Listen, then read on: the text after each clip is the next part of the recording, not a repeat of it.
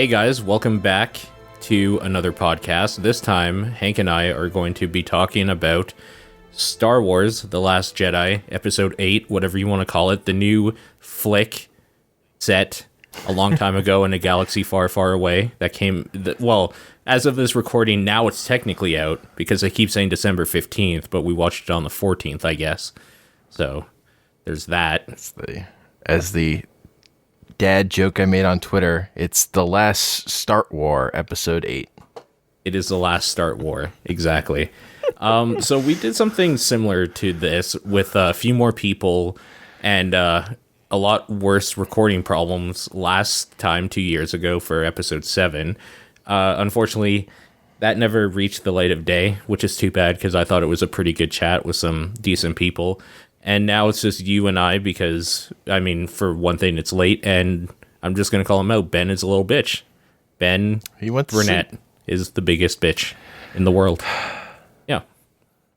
And it's annoying because I think he might have had some interesting ideas as well. But whatever. We'll somehow make do as we have done for years doing this stuff. So just have to soldier on. So, just as an introduction, obviously, my name is Paul, and for Star Wars stuff, I started with Return of the Jedi, Episode 6, when I was about 5 or 6 years old, probably. It was one of the only tapes we had, and I don't know why. I don't know what happened to the first two, like VHS cassettes, but that was the one that's... In fact... I bet I still have it in a box somewhere, but it probably doesn't work, and I don't have a VCR, so whatever. It didn't even have a case. It was just like in one of those like old black cases that had nothing on it that you would put a piece of tape on. Weird. Yeah. Yeah, it was one of those. It was an official tape because it had the like weird printing stuff on it, but we had it in a thing where on the spine we put a piece of tape and like wrote. Classic. Yeah, it's fucking hilarious. We were totally that family. So for a long time that was my favorite just because of nostalgia purposes. It's the first one I saw. I didn't understand a fucking thing that was going on, and like rightfully so because it was the last part of a trilogy. And I was a kid. I was kind of double screwed going into it. Shortly thereafter... That's part of the magic of the idea of that kind of story, though. It's just jumping in the middle, so it's fine. Shortly thereafter, I saw A New Hope with some cousins and whatnot when I was still very young. And then I didn't actually see Empire for a couple years after that, which is weird. So I didn't see the middle part. That's super weird. It's super fucking weird. So, yeah, but like... Just as a basic aside, Empire Strikes Back is one of my favorite films ever made, let alone Star Wars films. Return of the Jedi is probably my favorite Star Wars film for nostalgia purposes, and I'll just say, without getting into a huge discussion about this, because it's not really the place, I don't hate the prequels. I'll just put that out there as well. So that's fair. That's a basic background of where I'm coming from going into this movie. Oh, yeah. For me, I can't remember the first time I saw any of the original 3 Star Wars movies. They're pretty formative for me. Sure. It's like I remember watching Muppet Babies where they used footage from Return of the Jedi on TV, and I thought that was dope because it was like Star Wars was on TV. Sure. Yeah, and also like that kind of playing in the story you like is like that was related to that very well. So yeah, I love those movies, but they're always weird to me, like talking about them as movies, just because they're such building blocks of like what I know and what I like about stories. Sure. I was definitely Return of the Jedi is the best for a long time. A little more Empire these days, but I can't tell how much of that is just stubbornness because I don't feel like people give Jedi its due anymore, because I feel like they remember the special edition version, which is the worst of the special edition versions because it adds the most garbage. Right. But yeah, I love those movies. And the prequels, I never really liked them, and they got worse every time I rewatched them. Okay. My favorite of them is probably the second one. Okay, so here's the thing about the silly. prequels, I guess, just like to build on that a little bit. I've only seen them a few times when I was a kid and growing up. Like, Yeah. episode 1 would have came out when I was like maybe 13 or 14, so I was a little older than the target demographic, but it was kind of like, oh shit, this is Star Wars that I'm seeing in theaters, like, in my generation sort of thing. And like, I wasn't too old, so it was fine. And I saw it like twice, maybe 3 times actually that summer, and it was fine. Attack and Return of the Sith I saw maybe twice total ever. So I remember them not fondly. That's not the right term. Yeah.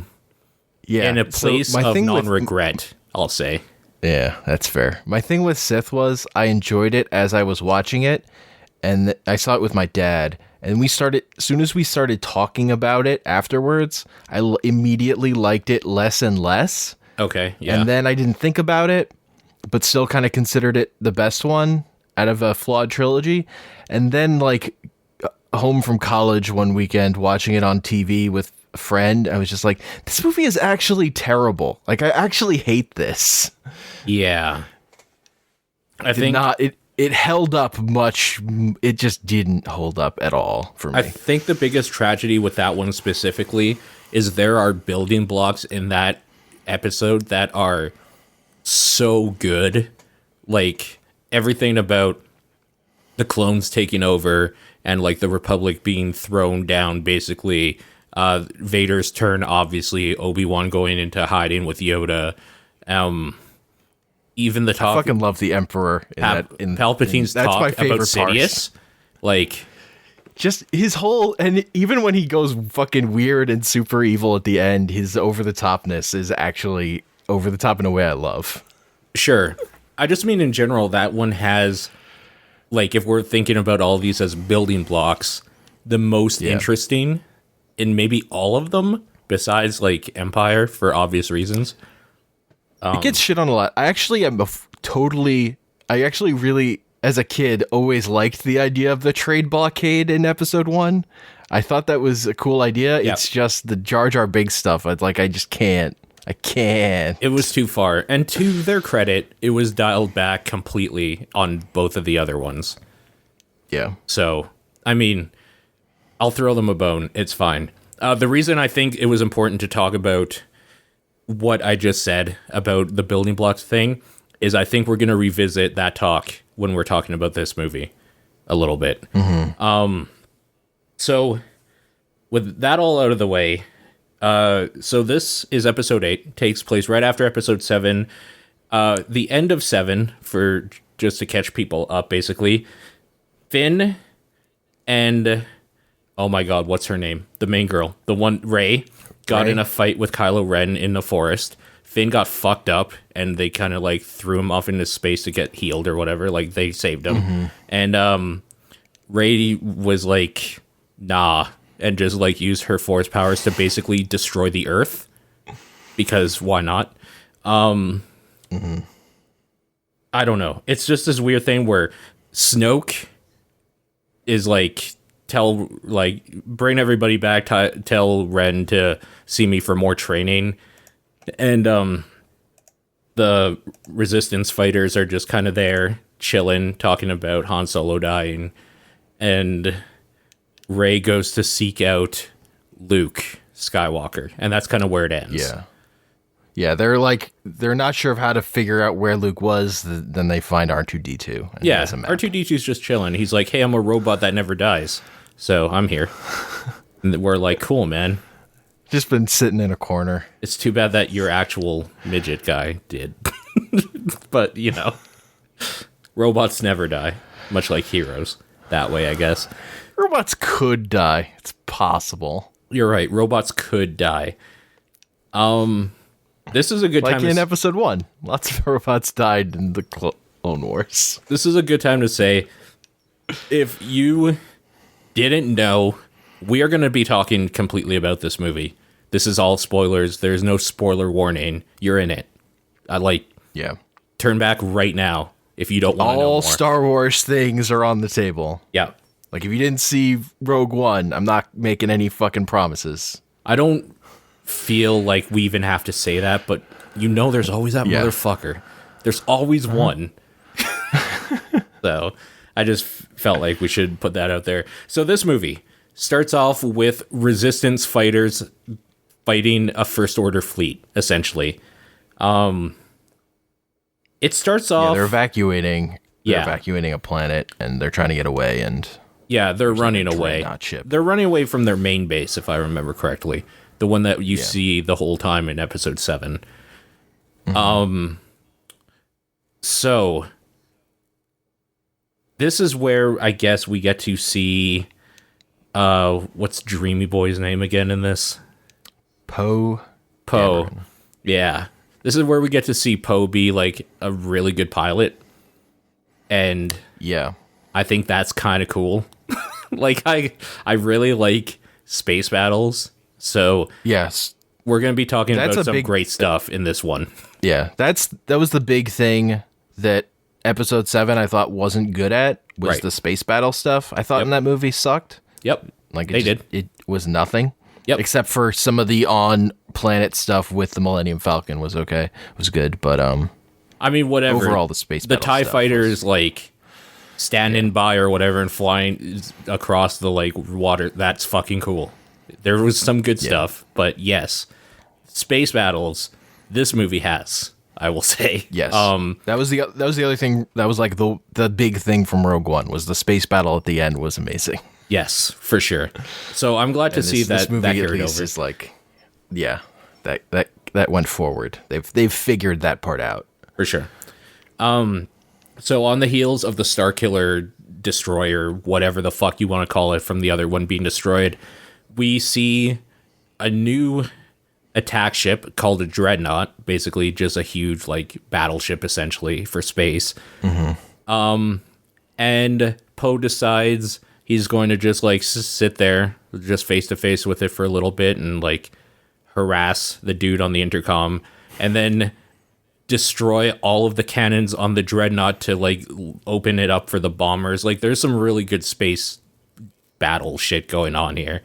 Yes. The bombers are dumb looking as fuck, and like they are the biggest targets I've ever seen for something so fragile. That's what I'll say about that. They are big, tall, phallic pillars of hey, destroy me or you're fucked, and that's I'm hilarious. full of bombs. If a match goes off in here, I'm kind of fucked. To the point where when they were opening the bays, a bunch of them got destroyed by literally just like either a TIE fighter or like an X-Wing or whatever we're fighting, right? Just like being destroyed and flying near it, set off all the bombs like- in it. Like 3 of them, the chain reaction of like 3 bombers going down. Yeah. Because of like 1 TIE fighter. It's like literally the Wile E. Coyote cartoon of just like this bumpy like dirt road and this nitroglycerin truck just like trying to swerve around everything. Like it's the dumbest thing, but I liked it. I thought it was funny and cool. Yeah. I mean, I like the Rebels as we've got some weaponry stuff, but it's shitty. Yeah. And we're kind of just winging a prayer here that anything works. Yep. And to their credit, one gets through because they had a bunch that like got fucked up or whatever. But one gets through and it wrecks the fucking shit. It wrecks it. Yeah. Like all those bombs look, did a lot of damage. There were a lot of bombs. There were a lot of bombs, and they got to the right spot. I don't They, think we like- can stress how many bombs there are. Like an irresponsible number of bombs are in each ship. It's real good. Yes.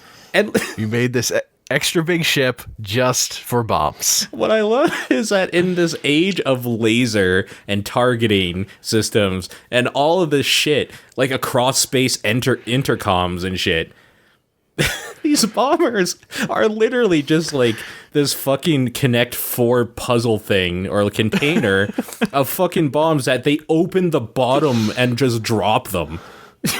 Yep. They don't shoot anything. They just drop. Yeah. Which It's, seems real gravity in bad for space. gravity. That's how it works, right? Yeah, exactly. I don't know. They're so It's fun. dumb and clunky, but it's exactly fun. what a resistance should have. It's that kind of dumb. That's what I want from Star Wars, is this kind of rickety, like, this shouldn't. If someone was like trying to make a sleek, cool thing, this is not what they would come up with. There's a good amount of rickety bullshit in this episode for sure.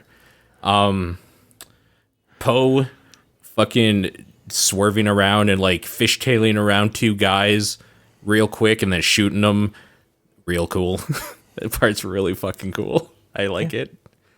I mean, they establish him as really fucking good at being a pilot. Maybe too good, considering Darth Vader or Anakin was supposed to be the best pilot ever seen.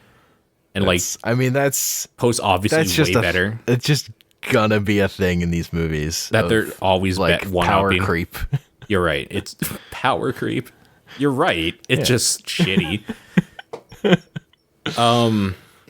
Okay, I guess the big thing here is that Poe directly disobeys orders from Leia to come back because there was a snag in this whole thing. It's directly actually because of him that a shitload of people die, including their whole bombing unit and like a bunch of other resistance soldiers and whatnot.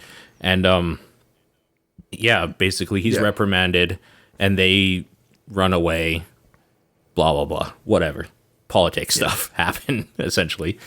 Like they succeed, but at what cost? Yeah, exactly.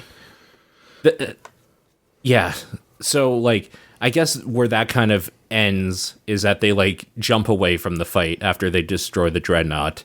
And, like, the First Order is just like, oh, fuck, what's going on? Sort of. That's kind of where that ends. And we go see what's going on with Rey, which is actually what I was there to see. Like, as much as I love space battles, I really wish they had just opened up with Rey talking to Luke. Like, I really just wanted to get that out of the way. But, so that happens. She meets up with Luke on, I can't remember the name of the world, but on the world of, like, we find out in a little bit, like, the last Jedi tomes and shit, basically. The last Jedi temple, essentially. Or the first Jedi temple, which is actually the last, whatever. You know what I mean. So she goes there with R2-D2 and Chewbacca and the Millennium Falcon, which is what she, like, took off in at the end of the 7 or whatever. And Luke basically tells her to go pound sand. He's just like, nah, we ain't doing this shit. The thing about this whole time that she's there is that her and Kylo Ren seem to have this weird, like, open voice call to each other, like open conference thing in the Force. Yeah, they can basically see each other, but not anything else that's around them.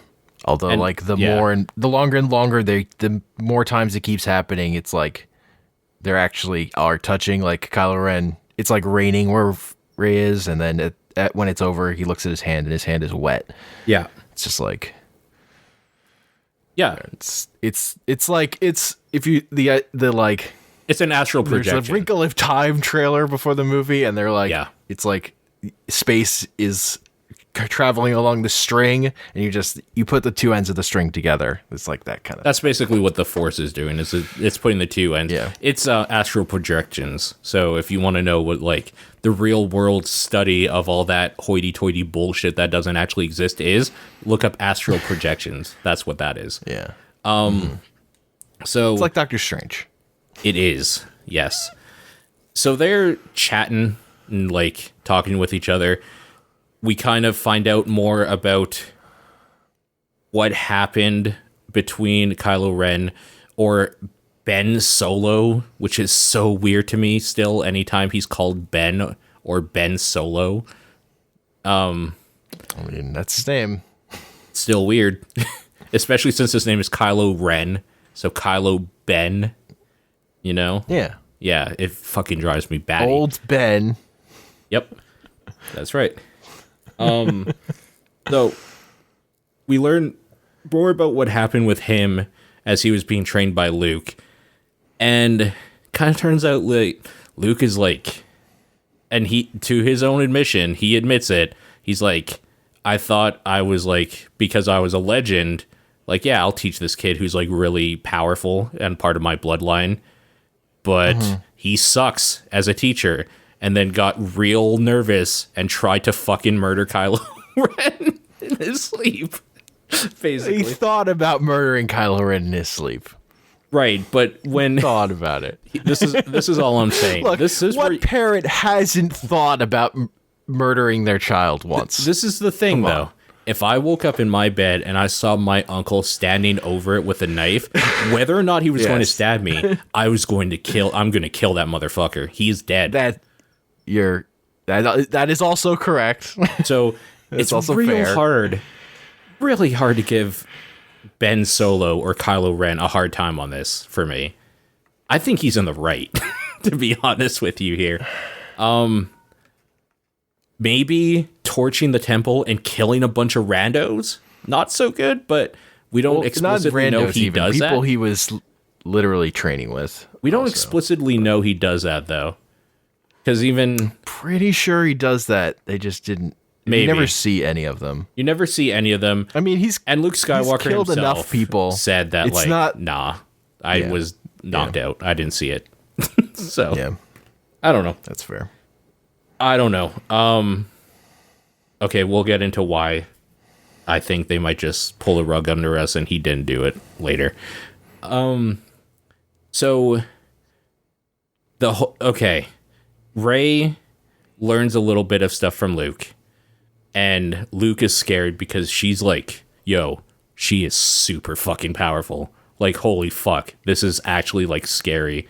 And like, yeah, this is bad. So he gets all freaked out and then is like, no, I'm not going to help you. And she's like, oh, but why not? I'm going to go see him. And then leaves the planet to go see Kylo Ren. They meet up. I'm just going to keep going with that storyline because it's weird. All right. They meet up. He takes her to Snoke in the way that Vader took Luke to Palpatine in Return of the Jedi. Like, verbatim, essentially. And they do the thing where Kylo Ren is like pretending that he's going to strike him down, then he strikes down Snoke, he kills him, and then they fight together, and then they get not separated, but they like are at odds with each other because one's light and one's dark, or blah blah blah, whatever. It's And there's a thing where at this point the Empire's caught up to the rebel forces and they're like being shot down. right. Like Yeah. there's the whole other half of the movie is happening along this whole time. I guess like the other half of the movie is after they get away, they find out short thereafter that they're being tracked every time they use their light speed warp drive, essentially. So yeah, they are just consistently going at enough speed that they cannot be taken down by the First Order's like cannons, By essentially. Snoke's like super big His ship super and a bunch of shift. Star Destroyer. Yeah, they're just staying right out of range of like as much power as the like cannons can muster to like break through their shields, but they're running on out a of clock fuel. because they're Yeah, that part gets interesting, but yeah, I think we should just keep going with the Rey stuff for now, and then we can maybe go back because we're almost done with it. Is the thing we're actually almost done with the Rey stuff. So the weird thing is that we find out Snoke has been playing with their minds, and he was the reason why they were quote unquote seeing each other or whatever. Yeah. And he knew that her lack of wisdom would like lead her there easily, like as bait. He baited her in, and that his lack of like patience or whatever would like, or something would show that he's actually going to be a traitor. Like he knew he was going to be a traitor, which is why he was coaxing him so much to kill her, to like complete the training or whatever, but instead he got stabbed in the back, like kind of literally stabbed in the side, I guess is a word. Stabbed in the side. He was side stabbed. Is the way you would say it, yeah. He's basically sliced in half. So Sith have this problem where when they think there's going to be blood, they get super focused on just that thing and no longer can feel anything else in the Force happening. It's weird. They get so tied into their hate that, like, it's kind of cool, right? Because, like, it actually plays directly into, like, what makes them powerful is their one weakness, where they're just, like, so enthralled that, like, their enemy's about to be struck down and stuff, and all this hatred is coming out that they don't see that they're about to be stabbed, essentially. I don't know.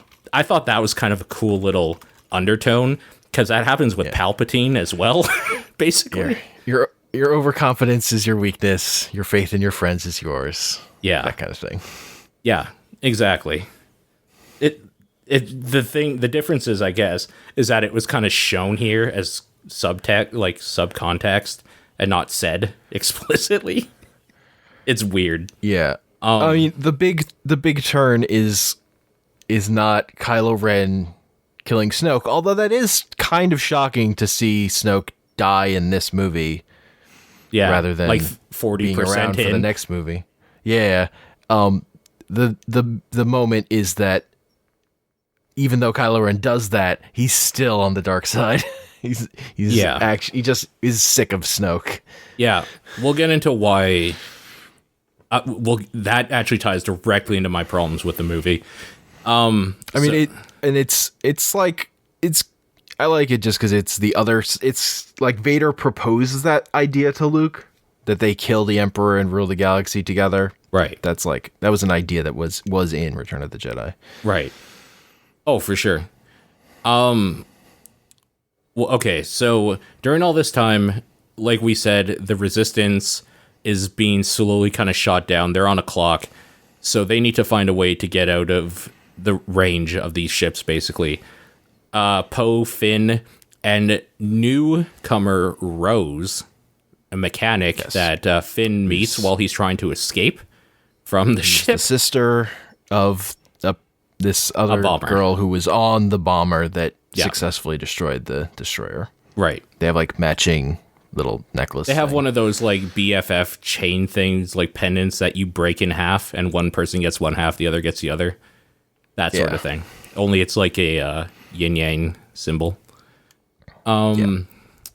So their plan is to go get this codebreaker guy to basically hack into Snoke's fucking like defense system for his ship, so they can sneak in, take down the tracking system that they're using to track the Resistance when they go into Lightspeed, and then sneak out and then meet up with them later, sort of thing. They need a hacker to get past the security. Finn knows where to find the tracker in the ship, and Rose knows how to disable it. And Poe is the one on the ship that is ready to set them into Lightspeed as soon as the opening is there. Yeah, and BB-8 is there to be overpowered. BB-8 is... We'll talk about BB-8. We'll talk about BB-8. Trust me. So the thing I like about this is all of that goes to shit. Poe and Finn's strategy here is... Yeah, it's again Poe being overconfident in his we're gonna take this aggressive move to make sure everything works out perfectly, and shit just goes bad. It goes real bad. And then you think that like the lady taking over for Leia, whose name I almost wrote down, I can't remember it, but you think that she's just being kind of like bitchy, for the lack of a better term, because she keeps shooting down Poe's ideas for like action, but like all along she had like leadership qualities because she knew the plan and she kept everybody calm, and like she was like actually exactly who should have been in that position, sort of thing. But it leads to them basically causing a mutiny and then Poe realizing he fucked up, but they still went through with like her plan, and it leads to Poe basically just like starts a mutiny to try and do his plan. But... I mean, he literally starts a mutiny. He got a bunch of people together to hold guns on the people controlling the ship. We didn't mention the part where the TIE fighters, as the ships are running away, TIE fighters go in and blow up like the command area of the ship where Leia and Akbar is. But Leia like forces her, like is in space floating, and then force powers herself back inside, so she lives, but is then in a coma for part of the movie. I guess and she wakes up and stops Poe's mutiny, basically. I guess that's the reason why that this other lady is in command, is because the ship gets attacked. Leia is thought to be dead in space, but then she uses the Force to will herself back inside so she can be saved and in a coma. Vice Admiral Emmeline Holdo, who's played by Laura Dern, takes over. Yeah. She aged okay, too. Like, Laura Dern's been in some stuff. That's all I'm saying. She's been around. She aged okay. Yeah, she's good. Okay. So the mutiny, we find out, was all for naught because that plan gets completely fucked. The original plan was to have that lady, Laura Dern's character, basically on the ship, causing not a distraction, but like keeping the attention there while everybody else in the Resistance got out in shuttles to the nearby planet, which has an old Resistance holding stronghold. holding the Eye of Sauron, while the basically the part Poe knew is that these escape ships were going to carry everyone out, but they're basically unshielded things, so he wasn't told. What he wasn't told was that there's a planet nearby with an old fortified, like Helm's Deep type, like a stronghold, old rebel base. Yeah. So, also that planet is fucking cool for a bunch of reasons we'll get into. Like visually, obviously. So that was the original plan. Poe's kind of knocked senseless, and they go through with that plan. It leads to the part that actually stopped my heart in this whole movie. Like, so Snoke's men aren't stupid. They see all this shit going on, so they just start shooting at the pods because they know. And even basically when the plan goes south, the hacker dude that they've paid to get them on the ship betrays them and lets them know. Yeah. Right. Yeah. So they start shooting at the Resistance members in the pod. But the coolest thing is Laura Dern's character just turns like their main old ship around with just her in it, fucking aims it right for the Snoke ship and just light speeds right through that motherfucker. And holy fuck, I was so happy. Oh my, so good. So it's one of those moments in the movie where everything, like sound, time, everything stops, and I could feel my heart did too.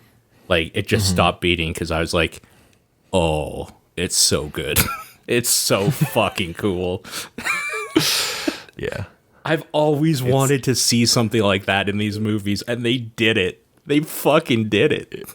It's real good. Yep. It's like even better than the Star Destroyers porting in at the end of Rogue One, which is also amazing. Really good. But this is actually better. I just need to know how they're going to top it for the next one because I don't know. God, that sequence is so good. It's so good. Yeah. During this time, we see Luke is kind of a little bit in turmoil about Rey leaving, and he has a chat with an old friend, we'll say, which is my favorite part of that movie, probably, because it was really fun to see Yoda and Luke kind of chat like they were having coffee, essentially. It was really good. It was so good. Yeah.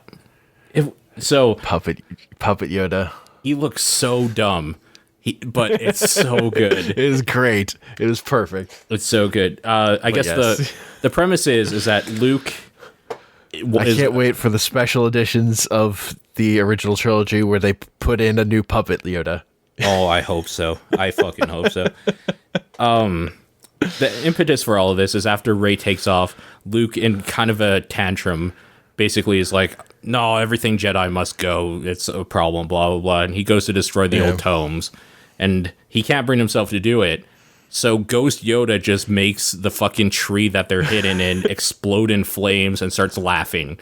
It's so good. It's so good. Yeah. It's really good. And then Luke's just like, what are you doing? That's like all that like years of wisdom and the Jedi stuff. And Yoda's basically like, wah, wah, bitch.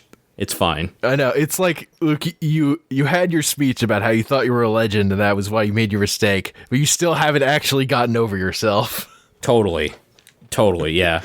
And it's just really good because at the end of like all that, where Luke realizes like what he has to do here, he just sits down and Yoda and him are sitting down together over a fire and talking about like Yoda saying something about like, this is the like burden of masters or whatever. It's just like they're having a nice chat near the fire. It's so good. It's so good. That part made me feel real good.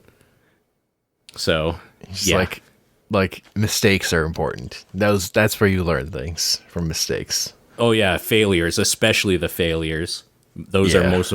That part actually hit me pretty hard. Yeah, because I've always thought that too. That's why I'm okay with failure. It's just true. And it's like the thing that none of the Jedis in the original trilogy know. Right. Like understand.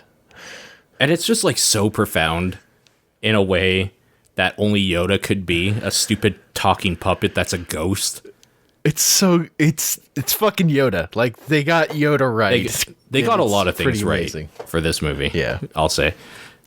But yeah, I felt that part had to be talked a little more in depth. I really like that part a lot. So, anyways, they get down to the planet, the Resistance people, still in tow after Snoke dead. Kylo Ren is now the supreme leader of the First Order because he's the most powerful with the Force, and people that think that maybe he shouldn't be, he just chokes, like General Hux or whatever. Yeah. So it's like, bitch, I'm a Sith. Yeah, exactly. So nobody really fights him on it. And you know what? Fine. It makes sense. So he's giving the orders now. He tells them to go down there. We get this planet is like a mineral planet. And what makes it so cool is that the core and all of it is made up of this like really blood red looking mineral, but the atmosphere calcifies the top of it, so it looks like it's snow, but it's actually this like red rock. So anytime it gets like disturbed, it looks like blood on anything snow. Happens. There's just blood red everywhere. It's so good. So of course, what the rebels have here are these land speeders that have a single track that touch the ground. Garbage speeders. These garbage speeders that, oh dude, they're actually like the most garbage of any vehicle in Star Wars. So it's kind of amazing. I guess the best way to describe this, even though listening to this, you obviously have seen the movie because spoilers and all that, so you know what they look like. Yeah. But okay, think of the pod racers. Now, instead of the passenger being in the middle, they're kind of like on a side. In a weird way. I don't know. It's unbalanced because the side things keep wobbling. Like it's very wobbly. Where the engines are attached. So like to stabilize them, they have like a single. They have like a. They have like a track thing that goes rudder. A rudder essentially. Yeah. Basically, that trails along the ground, which makes a dope-ass red trail coming from behind them as they go. Right. I mean, it's for that whole scene. Like, yes, it's for the visual. It's amazing. And, like, even the ATSTs and stuff shooting the ground. Yeah. Like, and all that sort of, like, all the shots shooting the ground, just these, like, blood red explosions happening. It's just fucking dope as shit. It's so cool. I mean, it's always good to see AT-ATs and yeah. like just marching towards a rebel base. And the rebel base is like just this, it's this Helm's Deep like thing. It's just, the side of a like a plateau. Yeah. And it's just a giant fucking door. Right. I guess we should say the reason why they're out on the speeders is because the First Order has this giant cannon that, like, builds up a bunch of energy to, like, bust down doors, like a battering ram sort of thing. They describe it as it's Death Star technology, but just on a much smaller scale. Right. So this movie still has its own Death Star. It's just only for opening a door. It's just a battering ram. It's a battering ram, for sure. It's a laser battering ram, which is hilarious. So, yeah, that's what they're trying to destroy. Shit happens. A bunch of them get killed or, like, broken up and blah, blah, blah. Finn tries to drive right into the center of the battering ram to be the hero. But also, this is what Poe is like, come around. And he's like, we just have to back off. Like, we can't actually do this. Yeah, exactly. Finn now is the one has the hero complex still. Yes. So he's trying to, like, be the hero, and he could probably have taken it out because he was driving right for the middle of that battering ram to destroy it, but then gets, like, hit off to the side and saved by Rose. And I think she had a great line where she says, that's how we're going to win this war, not by destroying what we hate, but by saving what we love. And, like, I was just like, fuck, dude. Right in the heart. Like, that's really hard for me to understand as somebody who likes to destroy things I hate.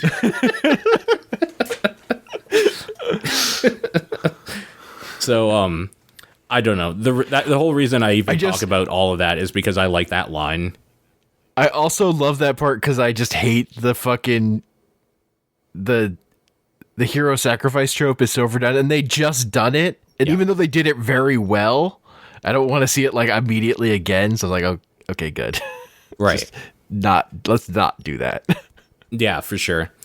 I guess another thing that during this whole thing with the speeders, there was a whole bunch of, like, TIE fighters coming in, but they were being destroyed and led off by none other than Rey and the Millennium Falcon. So yes, there was that, and that part's kind of cool, seeing the Falcon do its thing and, like, outrun a bunch of things, because that's exactly what that ship does. Yep. So, and then it runs through some dope ass caves. It runs through fucking dope ass. That whole part is like that whole part made me just be like, if this was in Battlefront 2, I might pick it up. Still, I would play that part. That part was dope. Like, that part was dope. They've really learned how to do flying parts. Yeah. Like, really well in these movies. Way better than ever before. So, there you go. So, I guess the big payoff here is Kylo Ren. They break open the door, eventually. Everybody in the Resistance makes it back inside. And Kylo Ren is ordering the First Order fleet or platoon or whatever you want to call it, to completely destroy everybody, take no prisoners, blah blah blah. Then Luke Skywalker just shows up out of nowhere. He does, and he walks out into the middle of the battlefield and just stands there. Like, first he says hi to Leia, and then he walks out. Yeah, like you get your Luke Leia moment. Yep, and then it's good too. He's like, yo, bitch, what up? Yep. Like, come at me, bro. So Luke just stands there, and I will say, to the credit of the writers, Kylo Ren, instead of being like, I'll take care of this, is like, every single gun on him, fucking go. And, like, There's just basically the whole fucking the army of the First Order is shooting at Luke Skywalker. And it's just this giant red cloud of smoke. And he's like screaming like Kylo Ren is just like keep shooting. He's freaking out. Fire everything. Yeah. And then they stop. He's so mad. The dust settles, and Luke Skywalker standing there and brushes his shoulder off, literally. He's also looking much better than he has in the rest of the movie, I will say. His hair is all clean, his beard is trimmed. And, you know, for somebody who just got shot by the entire First Order army, looks fine. Looks pretty good, actually. He brushes some dust off his shoulder. Yep. He literally does that. So, and that's what gets Kylo Ren to just be like, get me my ship, I'm going down there. He goes down there. They have kind of a face-off. We find out the whole reason for this is basically for Luke is buying them time. Everybody in the Resistance to find another way out in the cave system, out of this Helm's Deep, like, terrible structure that they didn't build an actual way out in the schematics of. So they have to just follow these, like, cool looking mineral fox things that are cool, and I thought they were neat. And that's where they meet up with Rey and take off. They do it well because they've like shown that these foxes are just fucking everywhere in the base, and then when they're like, where do we go? And then suddenly all the foxes are just gone. You're like, oh yeah, we should probably find where they went. Yeah, no, totally, it makes sense. And then they find this path that was a cave-in had happened. That's where Rey uses her force powers to move rocks and moves all of them at the same time because she's powerful as fuck. Yeah. They all get into the Millennium Falcon and take off. And Luke and Kylo Ren kind of have a face-off. Luke says that he failed him, and Kylo Ren's like, "You think?" Which is really good. That part was actually funny. I love Kylo Ren. He's so angry.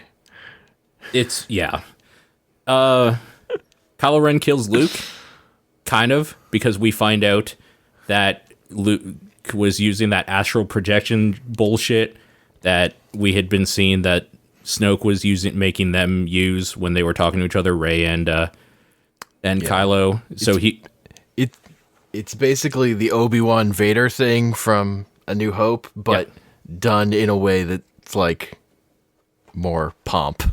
It's not just like, oh, poof, and then Vader poking a thing. Totally. Like, yeah, it's actually kind of cool because he obviously quote unquote kills him, and then he's still standing there, and then he just kind of pokes him a few times. Just like, it's like, oh, you're kind of not actually there. Yeah. And then you see Luke on the planet, and he's just like dying. He's like completely disheveled and just like, oh God. But that line where he's just like, "See you around, kid," or whatever, just like, that hurts Kylo Ren so much. Yes. Also, I love, like, if you strike me down in anger, I'll be with you always. Like your father. Like Han. Yeah. Like your father. It's like, yeah. Yeah. No, that was a cool moment. But yeah, Luke exhausted himself to death, literally, from his astral projection of himself, and dies in the Jedi Temple, which actually is super fitting to me. I thought that was a pretty fitting end. I thought it was silly that Luke Skywalker died from being tired, but out of all the things that Luke was going to die from, I think that's a pretty fitting thing to be. He was the last Jedi. In my opinion, he still is, but we'll get to that. We'll get to that. So I mean, I don't know. There's a minor detail that is missable, but all those books are on the Millennium Falcon. There's like a shot where you see them. Rey took the books. Yeah, I did not see that actually. Yeah. Oh, like, so what Yoda said was literal about she has everything she needs. Yeah. Oh my God. It's like it. Like I like how the movie does it. Like That's at the good. end, very end, Finn he's like opens a drawer to get something, and like next to what he's picking up, all the Jedi books are right there. That's real good. Holy fuck. I didn't even notice that, honestly. Totally missed it. Yeah, that's kind of where it ends. So the remaining Resistance people are on the Millennium Falcon, and yeah, Rey's basically like, how the fuck are we gonna do this? And Leia looks at like the people on the Falcon is like, we have everything we need. Like, what are you talking about? I started with less. Like, fuck you, Rey. That's what she said in context, out of context. Yeah. It ends up. So this is a thing. That's actually the ending, because then the Falcon takes off, and that's where it would usually cut to. It would usually cut to like the credits or whatever, but then it goes down to another planet where one of the stable boys that we saw earlier. We'll talk about that part later because it was so inconsequential. It was one of the things I didn't like, actually. Yeah. One of the stable boys uses the Force to just like grab a broom after he's being berated by like his owner or whatever. Yeah. Well, they're kids playing, and they're telling the story of Luke Skywalker at the base, basically. Right. They're slaves. There's like we should say they're like slave stable boys. Yeah, and then the kid it's like casually uses the Force to grab a broom, and then he has like a little Dakota ring for the rebels. But like, I thought that ending was really nice because he, like, much like Luke Skywalker, he just like looks up to the sky, but like he just slowly brings up the broom like it's a lightsaber, and it just ends on that shot. And I'm like, first of all, that is like some kind of bullshit, like director, like masturbatory bullshit to end a Star Wars film on, because it was obvious it should have ended on the Falcon leaving, but I still enjoyed it. So whatever. I thought it was okay. So whatever. Yeah. I guess. But yeah, it makes me think if the next movie's gonna pick up after a time skip or something, after more time has passed. They could do it here for sure. This is not an Empire where it's like a cliffhanger, gotta pick up right away. No. They kind of already did that. No. They actually tied up all the loose ends that would have made you thought that it would need to be right which away. I was honest, which is one of my like pleasant surprises from the movie, that they were like, this was like shit happened, like they wrapped a lot of threads up, like it didn't just leave everything there. Okay, let's dive into what I don't like about this. All right, because it kind of ties into that. I felt like a lot of this movie there's a lot of parts born out of what fan theories after episode 7 were, like what was going to happen or whatever, were just shot down in a snarky, shitty look at the camera and smile or shrug way. And I fucking hated that. I thought it was just, I don't know, there was something gross about it. So I'll give you a few examples of what I'm talking about. One of the, there was a fan theory that, what's her name? Rey is actually like sister to Kylo Ren, or that her parents was Luke, and like I can't remember whatever, right?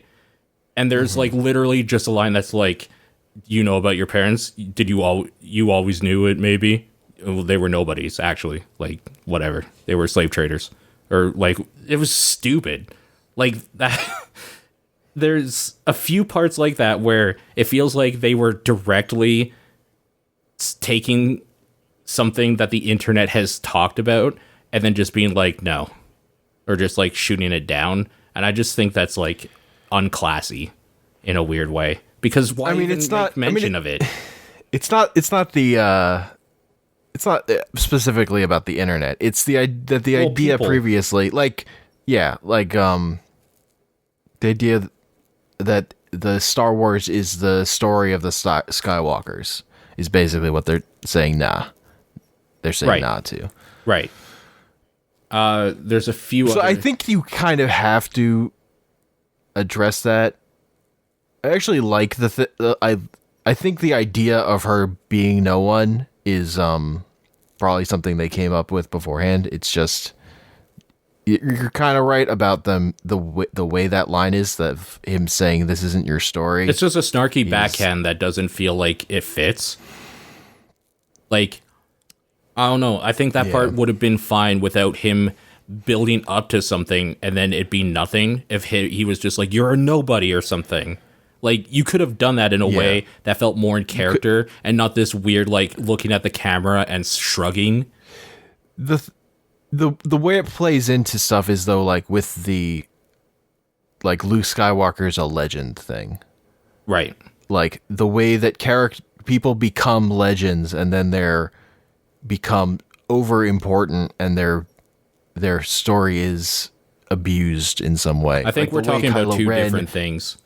Well, the way Kylo Ren idolizes Darth Vader, it's like, sure, like that. He's the protagonist of that story. You're talking about like context stuff. I'm literally just talking about how that was done. No, and I agree with you. That line is not the best, because I think the context is not that correct. I think it's good. I like that she's my a thing nobody. is I really like the context, and I really like that she's no one, and how that then informs when the scene where she goes into the hole to find the answers and looks in the mirror and all she sees is herself. Right. Like the added context that what that means once it's like fully you understand. Right. I really like that stuff. You're right though. That line is bad. That line is bad. The couple lines there are bad.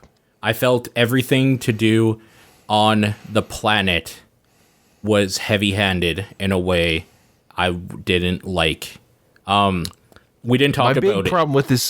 My big problem with this movie is they didn't have a good place for Finn to do stuff. So what they come up with is like forced, kind of. Sure. That whole plot line. It's really just Finn is important to like what's going to be the next movie, and he was important in the last movie. But in this particular story we've crafted, we don't really have anything for him to do. Right. We didn't talk about what happens. Basically, they have to go find the hacker dude to get them in. This hacker dude is on a planet of rich yuppies, essentially, like rich alien people, kind of like a weird, super classy, super rich casino like world, essentially.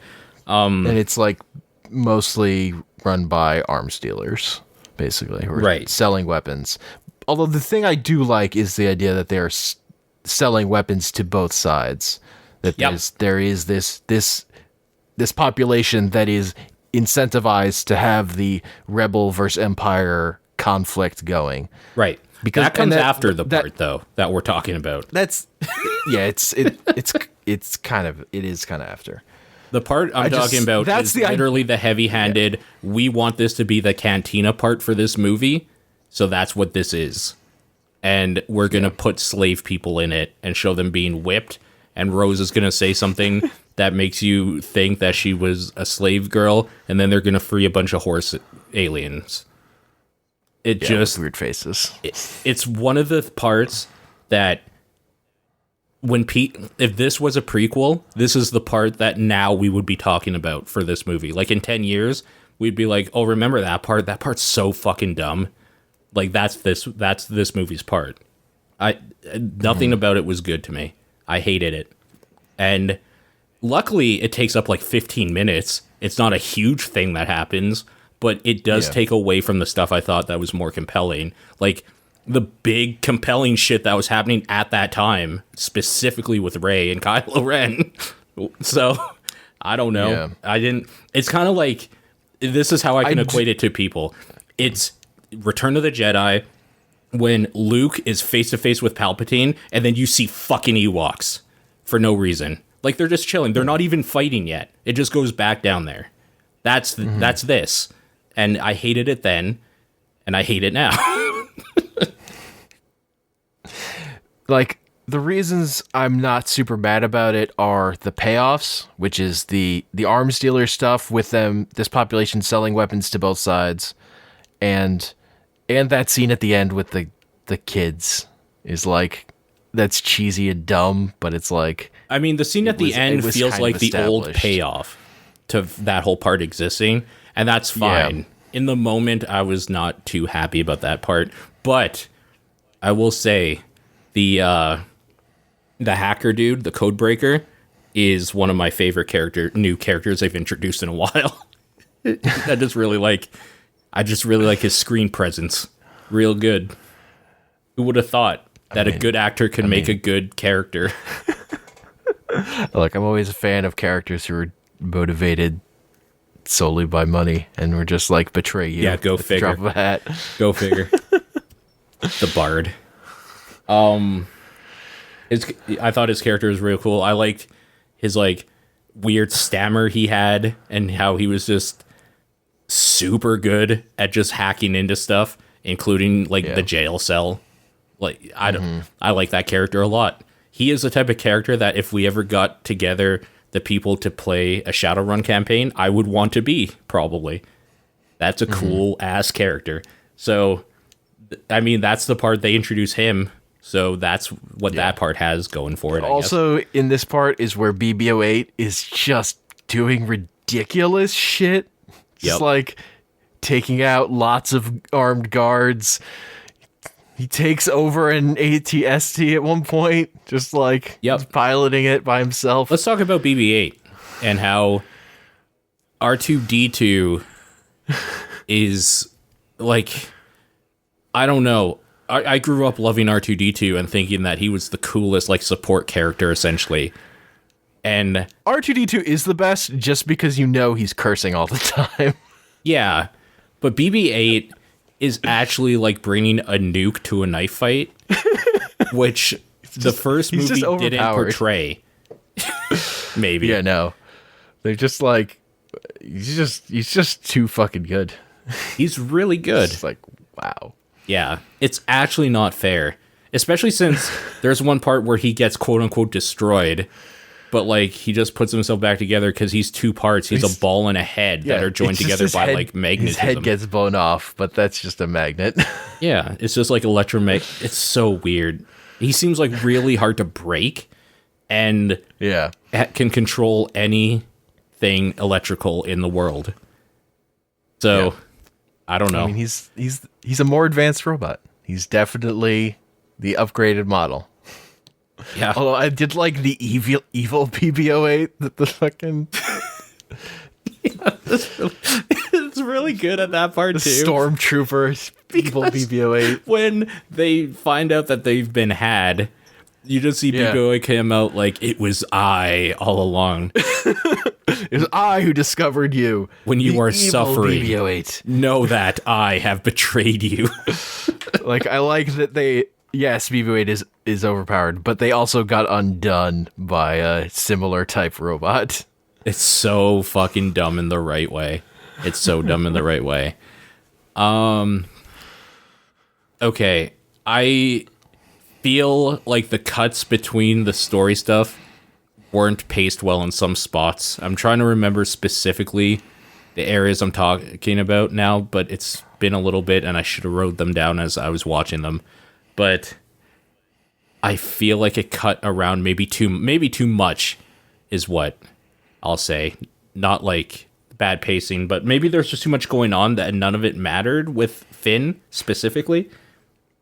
Like, his stuff. Even though I love Rose, like I'm in love with Rose. She's great. I think she's a great addition. She's really good. I don't care about their story. Like they didn't do anything. Yeah. They literally just go down to a planet to hire a dude and then fuck up their plan. That's their whole role this movie. Yeah. I think it's a bummer that Finn's plot is bad, and B, my other just disappointment with the movie overall compared to the previous one is I really like the chemistry between Finn and Rey, and we just don't get like any of it. We get so little in this movie. Yep. Yeah. And that was like my favorite thing about the last one, really. I don't know that I love their chemistry, Finn and Rose's necessarily, but I love Rose's character. I think Rose works with any of them is the thing. Yeah, I just like her. I just think Rose That's just a good character. Yep. The two of them together aren't anything special, though. Which is No. why it seems weird that there's kind of a... maybe not a love thing She going kisses him. He's not clearly, like... Right. He's not, like, reciprocating it super hard, because... No, totally. Yeah. I mean, Which is fine. I'm okay with that. Poe and Finn have more of a relationship. They are close. So, Yeah. I mean, there's that. I guess that makes sense, though, considering their history. The internet is definitely into that. Yeah. Yeah. I mean, good on them. I don't understand why they even had to bring Captain Phasma back. Fanta, whatever. I know it's Phasma, but I'm going to call her Captain Fanta because I hate that drink. Character... I mean, that character just seems like left on the drawing room table for whatever the fuck that character was supposed to be. Yeah. Because she is nothing in the movies. In this, she's actually just standing there and, like, giving orders, like, we're going to make this hurt. And then is about to give the order to torture them. Then shit goes sideways for them. And then she gets the shit kicked out of her and falls. Like, I don't understand. It's like theoretically supposed to be like the completion of Finn's arc of he beats like this villain that was You know in his she's life, coming but back, it's though. Nothing. And you know the reason I don't she know that she's coming back. She's fucking nothing. You know the reason she exists is to sell toys. Like, cool-looking, shiny Stormtrooper. Because it's a different-looking Stormtrooper. So, she has a cape or a cowl, I guess. I mean, she seems like the lame idea of like what like the idea for what Darth Vader originally was of just like an evil stormtrooper. He's just like, yep, she's a slightly better stormtrooper, but she just sucks. She's not intimidating or interesting. She's just there being shiny. Yep, it's true. And yeah, so she sucked before, but she did more stuff in the last movie. In 7, she does, like, fuck all in this one. She's just kind of there to say that she exists. I thought Snoke was the biggest letdown ever. Because of all of the theories about who Snoke could be, or whatever, and it just turns out he was just an evil dude. Like, it's the thing, right, where I just never thought he was ever going to be anything other than an evil dude. So here's the thing. In Empire Strikes Back, if you were young when that came out, like around our age or younger or whatever, the first time you see the Emperor, he's this giant, scary head of a woman, a monkey, and like something else all put together.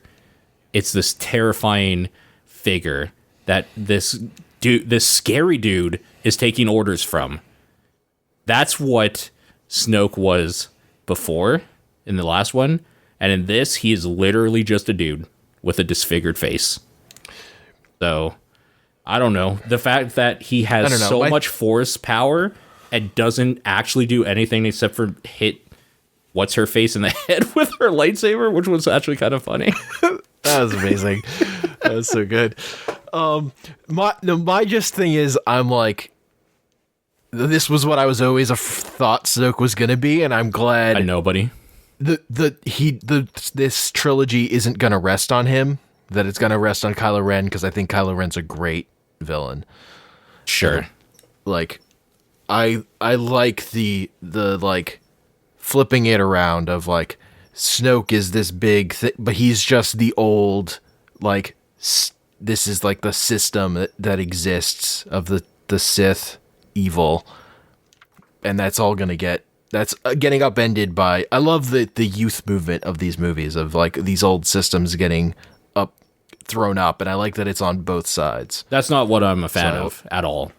I like the idea of Snoke being this kind of ancient evil, and maybe Kylo Ren not being a good guy necessarily, but like eventually being the only dude that is able to like do like balance the light and dark. So here's the thing, and this is addressed in the movie directly, is that I was that kid that everybody hated because I always was like the one that said stuff like, but if it's all the good Jedi, it's still unbalanced. and people are like, that's bullshit, just shut up, like good's better. And like this movie literally talks about that, so I'm happy about that. But like there was so many fan theories and talking abouts and stuff that I really liked about this idea that either Rey or him or whoever is like powerful with both sides of the Force, so they're actually like, you know, the balancing force. Literally, essentially, for lack of a better term that doesn't sound dumb as shit, but I'll use it. The balancing force. I mean, I see it more as they both, like, Rey easily went, like, the thing of her going right to the dark, of finding the dark and just being okay with it, going to that pit. Like, I feel like they're just, the idea is these two people are more, they're not so binary. Like, Snoke was binary. He was just the evil. But these two characters are more nuanced than that. See, I wanted him to be like Plagueis, though. Okay, I mean, I had no. I wanted him to be an theories. old Sith Lord. I was just that, like, I just thought he was going to be. Has always actually been there, even behind Palpatine pulling strings. Yeah, I've seen the fucking behind the scenes villains too many times in stories, and it's never. I never like it. I never end up liking it that much. It's like it's fun, but I think the more interesting villains are the ones that are like more human and complicated and have like emotions and aren't. I mean, not for Star Wars for me. I like Star Wars being a tropey space opera. I don't want teen drama, essentially. Although, like, it's weird, though. Because I like the thing I like about Kylo Ren is he actually embodies anger in a way Darth Vader never did. Mm-hmm. Which I like, but I find it... What's the word I'm looking for? It turns me off of, like, I find him like a bratty little petulant child a lot of the time when he's trying to be scary, and I don't like that. I just want a dumb tropey thing. Like, I don't necessarily want Star Wars to be well thought out film. So, I don't know.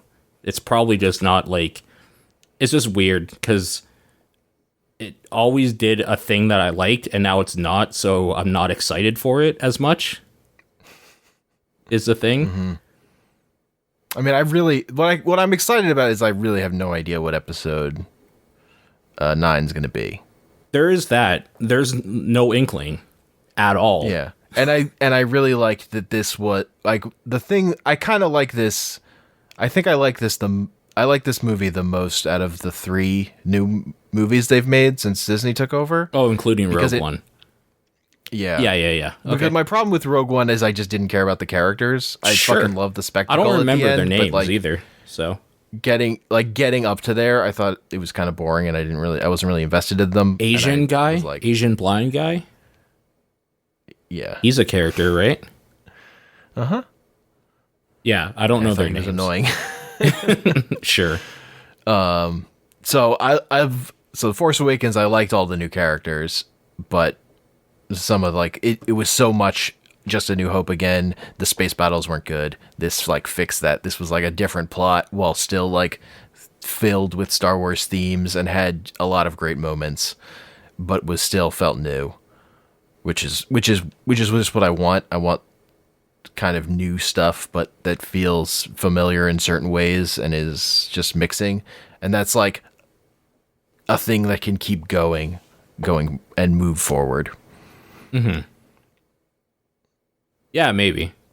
On the topic of characters in general, this is something I can't stop thinking about when I watch these movies with Rey, is that I really like that little girls have a Jedi to be like, I want to be that. Because growing up, it was like, I could like, be Luke, I could be Darth Vader, I could be any of them. But like, and like little girls back then could too or whatever. But I think that representation, like if I ever have a daughter, like I'll be stoked if she wants to be Rey, who's this powerful like girl that kicks the shit out of people Like, that's there's awesome. like this commercial for stupid AR Star Wars cards, but like there's a little girl dressing up like Rey, doing her hair in the 3 buns, and I'm just like happy. Yeah. Just like I think that sort of thing's cool. really important. Yeah. So, that being said, I do feel like this movie had some instances where I felt like they just added a bunch of female characters for the hell of it to be there that didn't do anything, specifically the background characters of the Resistance. And I don't know why, but it doesn't matter at all. Because Rey is the important one. Leia's old school, so like whatever, she's there, and she's in a coma.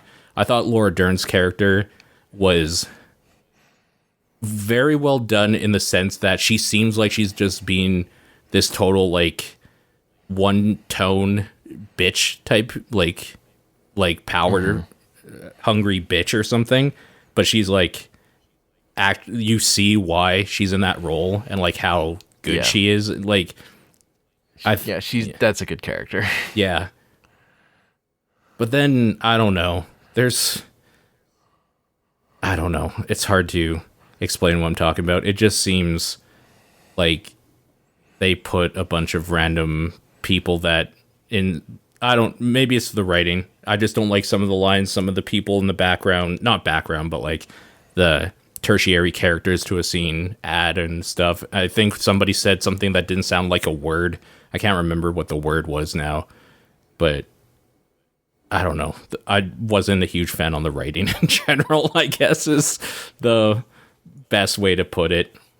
I'm trying to find who wrote it. It's not like the writing in Star Wars has always been great. It's just those occasional lines that are fucking perfect. Yeah. Yeah, it is for sure. Like it feels of akin with Star Wars in that it's flawed similarly to a lot of Star Wars stuff, but the stuff it gets right. But it does still feel like a bloated, like Disney Star Wars movie. Like it's not that. I like the overall tone though. I think it still feels like Star Wars-y in the way it cracks jokes or like silly little slapstick moments. I didn't hate porgs as much as I felt like the internet wanted me to for whatever reason. Mm-hmm. I thought they were fine little like screamy things that opened their mouths a lot and looked cute. Yeah. the weird alien thing that Luke milks for a drink is weird. Oh, that was so good. It's so like it was like green. There's everything about that was so unsettling. The way they like exhale like this steam or something, and then Rey just looks away all embarrassed. Like it's everything about that scene felt weird. I don't know. That was a weird one. I love just suddenly there are those weird fucking maid aliens on the Jedi planet. The caretakers. Out of nowhere. Yeah, they've just been around taking care of the temple forever. like literally haven't been here for days, haven't seen any of them. Suddenly. You shoot a hole on one wall and suddenly everybody shows up and is getting all offended. Yeah. Chewie or Rey saying like, if you see Finn, tell him, and then Chewie says something and she's like, perfect. Yeah, tell him that. Like just stuff like that. Just like, yeah, all right. This is Star Wars. I love Luke just being the old curmudgeon to Rey, and like every time he sees an old friend, he like kind of breaks down. He's like, yeah. Oh, hey. I like R2 playing Leia's message for him. That was great. Yeah. It's really, that part's good. You son of a bitch. You know me too well. I guess like this is how I'll wrap up my thoughts on the movie in general. I thought it was bad, but it had so many parts I loved.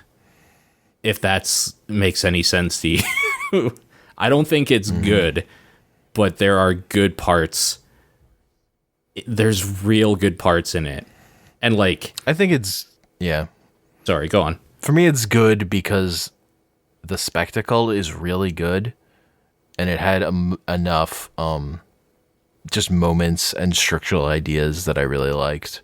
And I'm less picky about individual moments I don't like if those things are good. Okay. I'm a super structure guy, so it's the structure of stuff, just of the way, even the things I don't like, the way that they pay them off that I like, I can overlook some of the stuff right now. I don't know. I may change my mind if I rewatch the movie, and the parts that drag might drag more. But like on a first viewing, I definitely liked it a lot.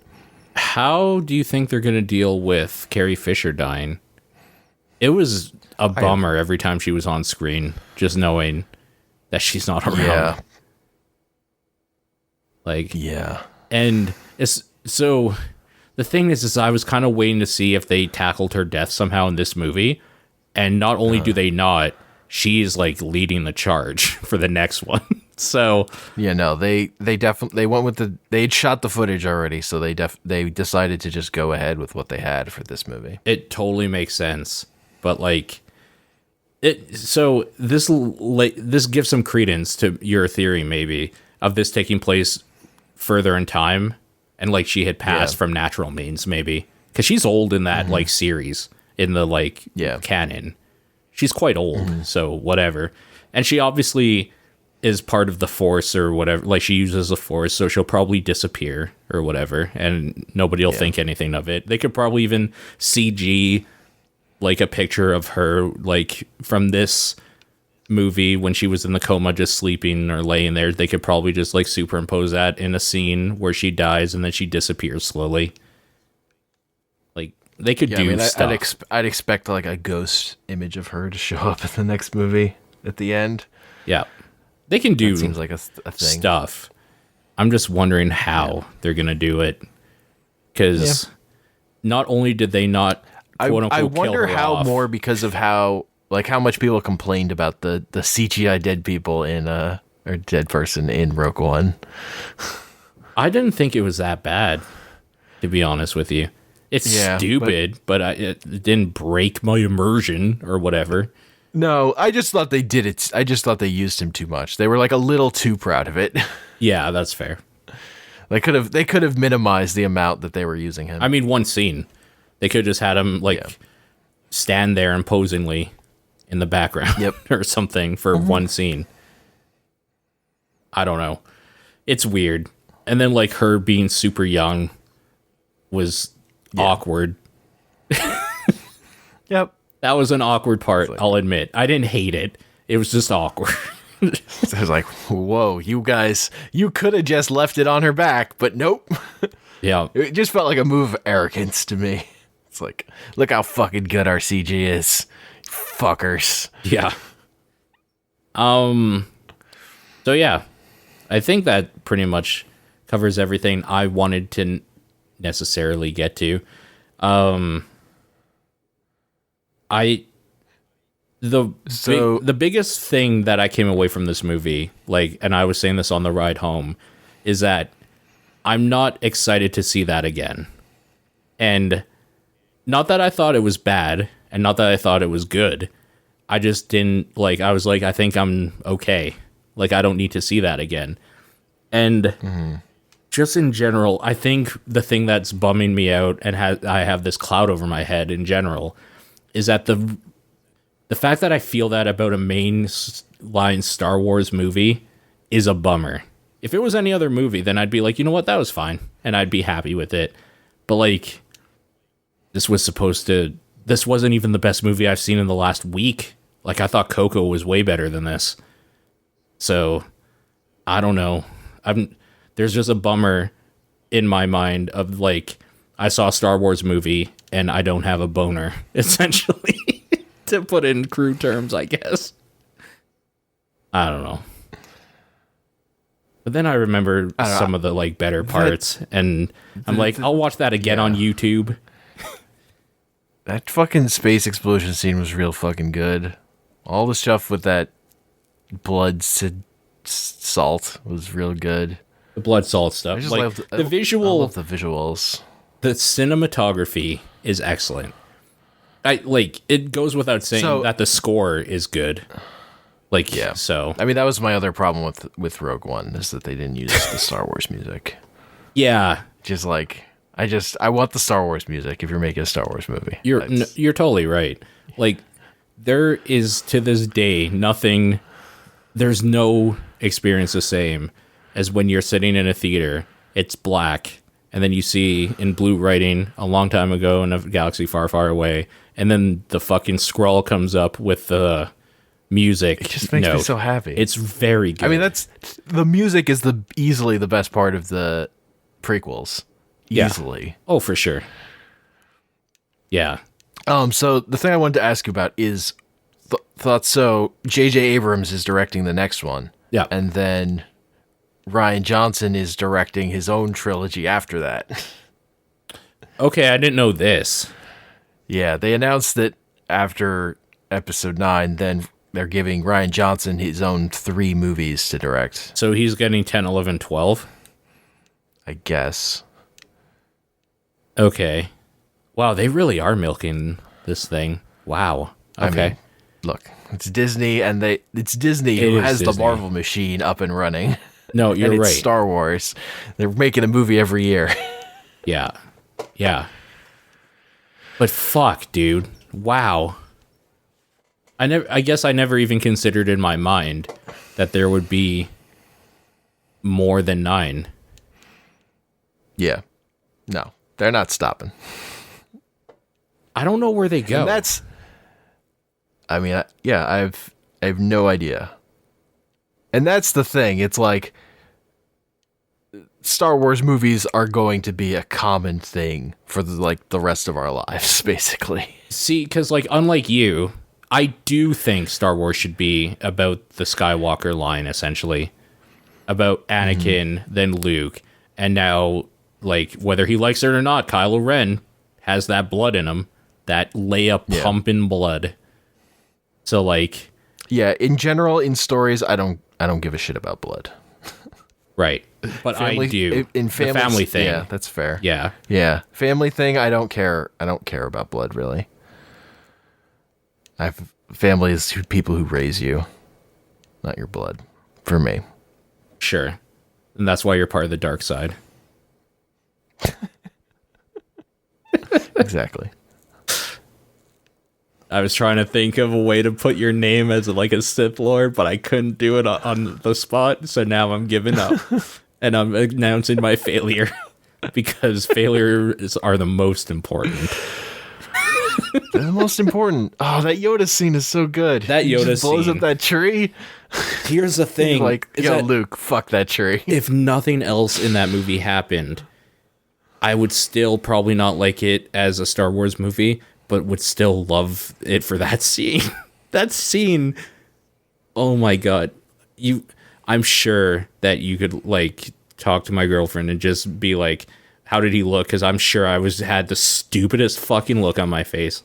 I loved it. Mm-hmm. I was giddy. Like it, I don't know. Something about seeing Yoda just makes me feel like a kid again. It was nice. It was like going that's home. The thing is, like, Star Wars is so deep in me that the stuff that really still hits Star Wars in this movie, I'm so over the moon about. Like, it's just, I love it. Mm-hmm. It's like a core deep love. So a Star Wars movie that's just good is still a movie I like more than other movies. Like, period. That's fair.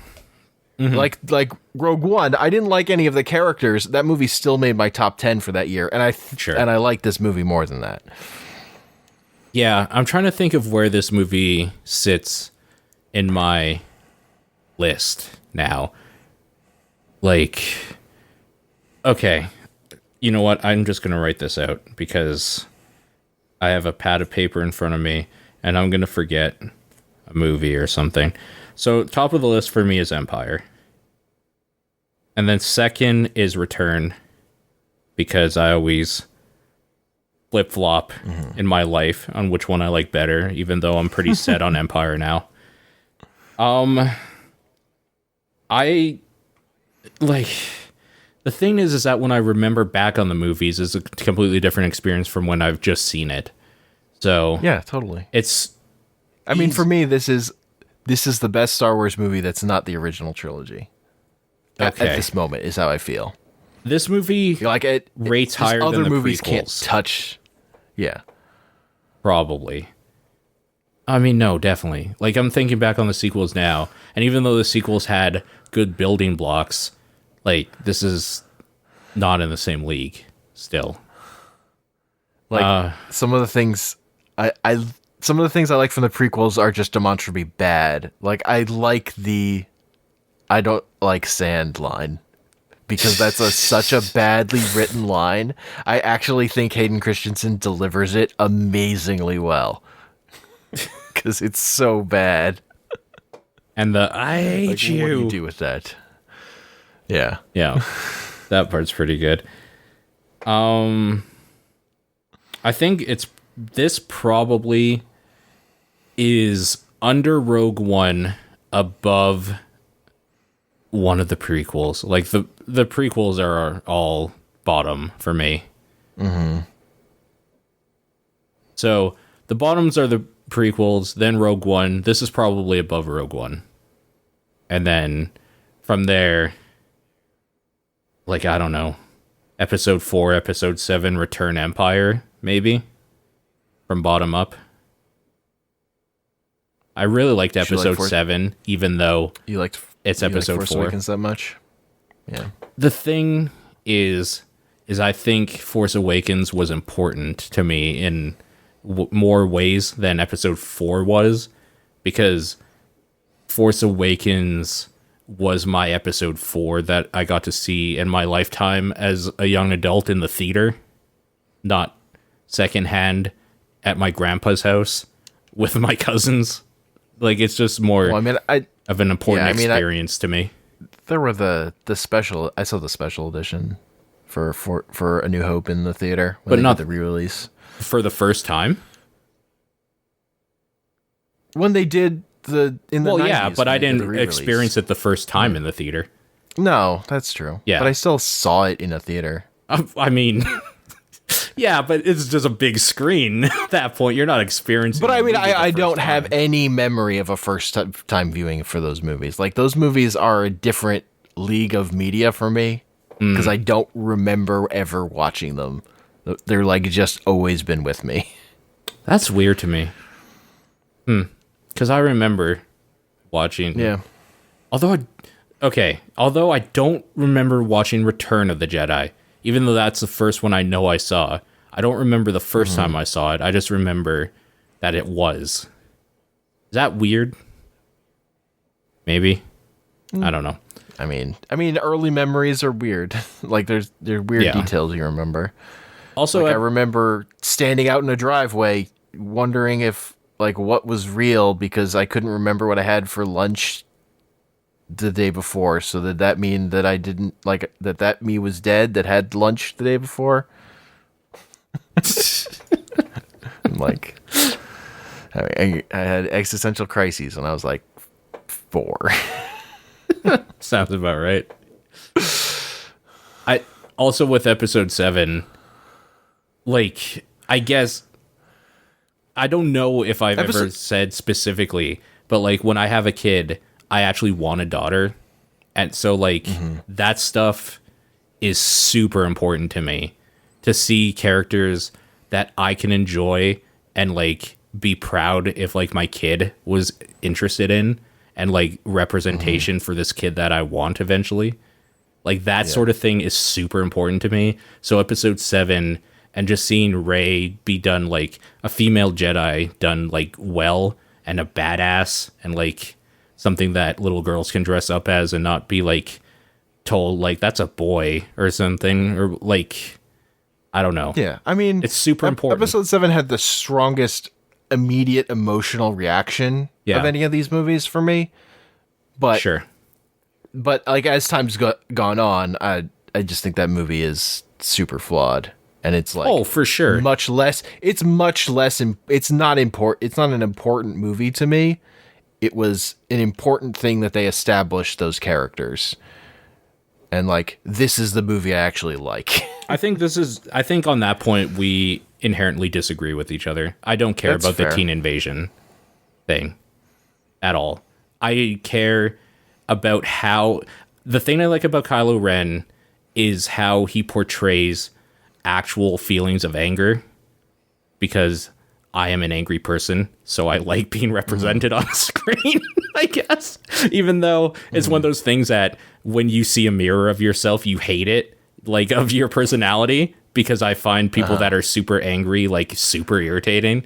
So, which is why, like, YouTube shows like the Angry Grandpa Show, which, rest in peace, guy died recently, like 2 days ago, died. Like, shows like that, I hate, but I relate to. So, I like Kylo Ren for that reason. I like Rey for the reasons I gave before. And to be honest with you, like, I was liking Finn, but this movie, like, he does fuck all. Like, he actually just does nothing. That's the worst part of this movie, and it's the part that's going to sit the most sour with me. He just does nothing. For sure. Like, and okay, it would be bad actually if he just did nothing. It's worse because the few things he does do actively fuck things up. Like, he almost killed himself, and then got Rose hurt. To a good line. And Rose is real good. But it leads to a really good line. I really like cute little Asian Rose. I fucking love that character. I don't know. It's real good. It's like, I've always been fond of like cutesy female mechanic characters. So like she fits perfectly. Yeah. Like Kaylee from Firefly, and just like that type of character, like the pixie girl, but not really, because they're actually like good with big machineries and shit. Yeah. She's an archetype I like. Also, she's great. Yeah. Yeah. Oh, just when that ship explodes. Yeah, when that ship explodes. I think in Discord we're going to have to make a spoiler chat thing, because I think people will want to come in and discuss and stuff like that. So if anybody listening right now wants to do that, feel free to join the Discord, the Burning Barrel Discord. I'll put it in the show notes or whatever. I guess this will be on this will probably be on SoundCloud, so it'll be in the description there, and wherever else I'll post it, it'll be there. So you can go ahead and do that. You can follow me on Twitter at Exposure, EXFAUXSURE, and you can follow Hank at... I'm at Comic Panels on Twitter. Yeah. Like, it throws me off because every now and then, if I've sent you something on Twitter, I go into Discord and try to @CO you because it's different. But like, I understand why if you have Comic Panels, you can't get rid of it. So yeah, there's that. Yep. I think that's going to do it for this discussion, though. So yep. Do we want to just give a quick, like, out of 10, what we would give this movie? Fresh off of seeing it? Because I'll start. I'll say it's a solid 6. I give it an 8. Okay. You know what? Off the top of my head. I think you and I can maybe agree a 7 between us then. We'll split the difference and say we both agree it's a 7, at least. Yeah. Okay. Good enough. Well, thank you for listening. We'll see you guys later. Peace.